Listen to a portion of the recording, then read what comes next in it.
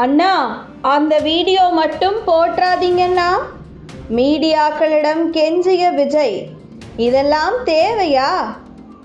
ஒரு சாதாரண குடும்பத்திலிருந்து சினிமா வாழ்க்கைக்கு வந்து 90களில் தமிழ் சினிமாவின் ஒரு மிகப்பெரிய ஸ்டாராக மாறி உதவி என்று கேட்ட அனைவருக்கும் இல்லை என்று கூறாமல் தன்னிடம் இருந்ததை கொடுத்து விஜயகாந்த் இருக்கும் இடத்திற்கு சென்றால் உணவு கிடைக்கும் என்ற ஒரு நம்பிக்கையை மக்கள் மத்தியில் விதைத்து கடனில் கால் நூற்றாண்டுகளாக தத்தளித்து கொண்டிருந்த நடிகர் சங்கத்தை கடனில் இருந்து மீட்டு ஒரு குறிப்பிட்ட தொகையை கையிருப்பாக வங்கியில் டெபாசிட் செய்து திரையுலகில் ஓய்வு பெற்றவர்களுக்காக ஓய்வூதிய திட்டத்தை அறிமுகப்படுத்திய கருப்பு தங்கம் என்று அவரது ரசிகர்களாலும் கேப்டன் என்று அழைக்கப்படும் நடிகரும் தேமுதிக தலைவருமான விஜயகாந்த் நேற்று முன்தினம் காலமானார்.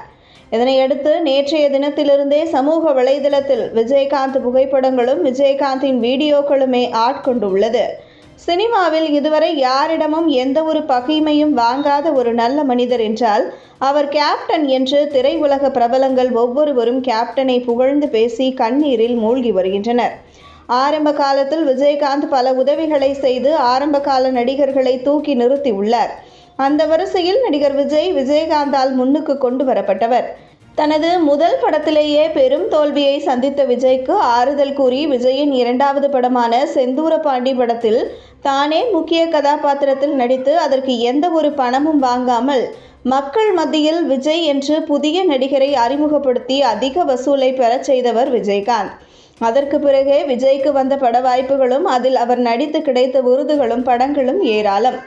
இருப்பினும் விஜயின் இரண்டாவது படத்தில் விஜயகாந்த் நடிக்கும் பொழுது தற்பொழுது விஜய் தமிழ் சினிமாவில் எந்த ஒரு உச்சத்தில் இருக்கிறாரோ அதே உச்சத்தில் கேப்டன் விஜயகாந்த் இருந்தவர்.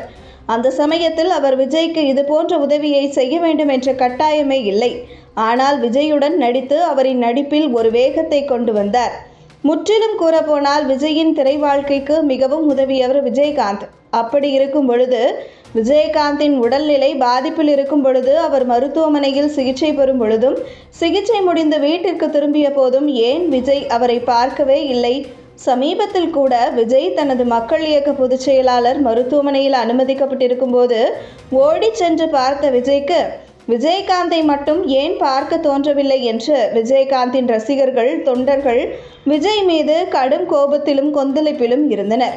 இதனால் விஜயகாந்தின் உடலை காண்பதற்கு பகலில் சென்றால் அதிக கூட்டமாக இருக்கும் என்பதற்காக இரவோடு இரவாக வந்த விஜயை பார்த்த விஜயகாந்த் ரசிகர்கள் தொண்டர்கள் வெளியே போ என்று முழக்கமிட்டதோடு விஜய் மீது காலணியையும் தூக்கி வீசியதாக கூறப்படுகிறது. நேற்று இரவே விஜய் மீது வீசப்பட்ட காலணி குறித்த வீடியோவை ஒரு சில மீடியாக்களில் வெளியானது.